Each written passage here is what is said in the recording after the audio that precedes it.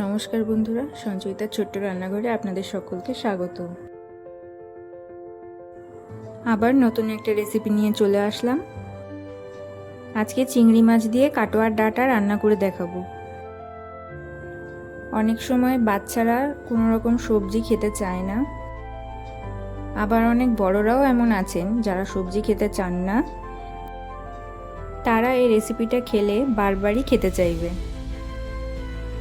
রান্নাটা করার জন্য এখানে 2টো আলু, একটা বেগুন, 3টে পটল, 150 বরবটি, 400 গ্রাম কাটোয়ার ডাঁটা আর 250 কুমড়ো নিয়েছি। সব সবজিগুলোকে এখানে কেটে নিয়েছি। এখানে 250 গ্রাম চিংড়ি মাছকে ভালো করে পরিষ্কার করে ধুয়ে লবণ হলুদ মাখিয়ে নিয়েছি। তেলটা গরম হয়ে গেছে, চিংড়ি মাছগুলোকে হালকা করে ভেজে তুলে নেব। চিংড়ি মাছকে বেশি ভাজলে শক্ত হয়ে যায়, খেতে ভালো লাগে না।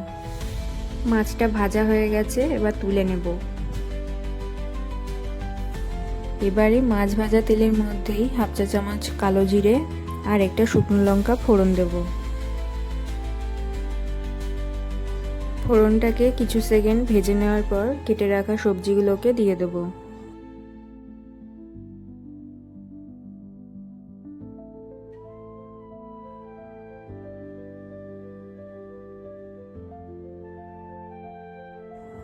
কেটে রাখা সবজিগুলোকে তেলের মধ্যে দিয়ে বেশ 2-3 মিনিট মতো ভাজা ভাজা করে নিয়ে কেটে রাখা শাকগুলো দিয়ে দেবো।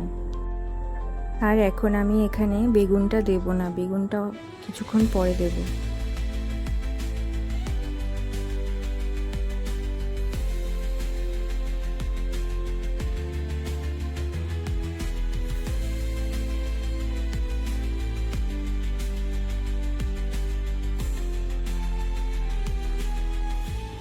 সব সবজিগুলোকে 3-4 মিনিট মতন কষানোর পর লবণ দিয়ে দেবো।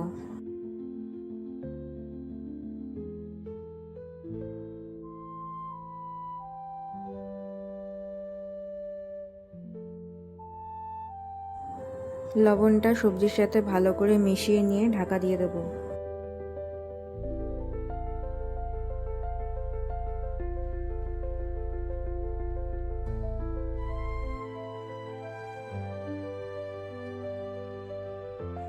লবণটা মিশিয়ে নেওয়া হয়ে গেছে, এবার ঢাকা দিয়ে দেবো। সবজিগুলো কিছুক্ষণের জন্য সেদ্ধ হোক, ততক্ষণে একটা মশলা তৈরি করে নিই। এখানে মশলাটা তৈরি করার জন্য 2 চা চামচ পোস্ত, 1 চা চামচ সাদা সর্ষে আর একটা মাঝারি সাইজের গোটা টমেটো নিয়েছি। মশলাটা তৈরি করে নিয়েছি।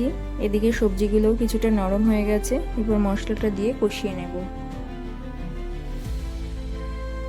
মশলাটা দিয়ে 2 মিনিট মতো কষানোর পর বেগুনগুলোকে দিয়ে দেবো। এখন সব সবজি, মশলা আর বেগুনের সাথে ভালো করে কষিয়ে নেব।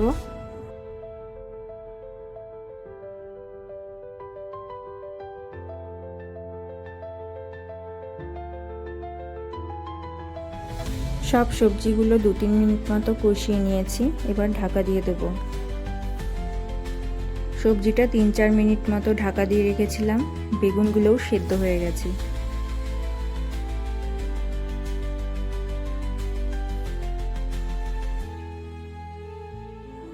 সবজিগুলোকে আরও 2-3 মিনিট মতো রান্না করে নেব।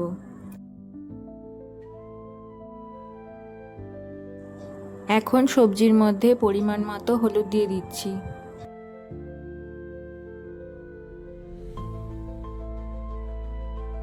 হলুদ দেওয়ার পরেও কিছুক্ষণ কষিয়ে নিচ্ছি।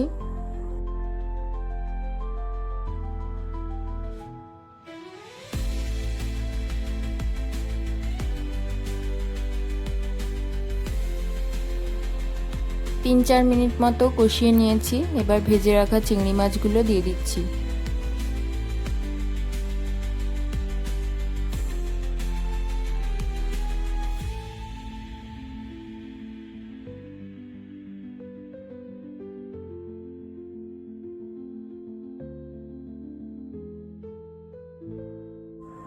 সবজির সাথে চিংড়ি মাছটা ভালো করে কষিয়ে নিয়েছি। এবার মিক্সি ধোয়া কিছুটা জল দিয়ে দিচ্ছি। আমি এখানে 1.5 কাপ মতো জল দিয়েছি। সবজিটা যাতে সেদ্ধ হয়ে গা মাখা মতো হয়ে আসে সেই জন্য। ঝালের জন্য 4-5টা কাঁচা লঙ্কা দিয়েছি আর হাফ চা চামচ চিনি দিয়েছি। সবজিটা প্রায় রান্না হয়েই এসেছে।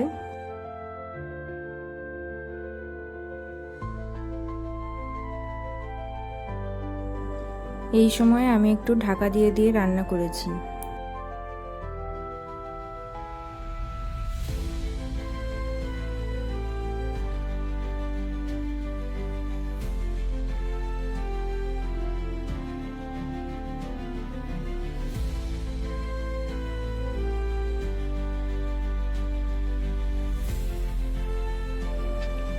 রান্নাটা আমার পুরো হয়ে গেছে, এখন সার্ভ করে নিচ্ছি।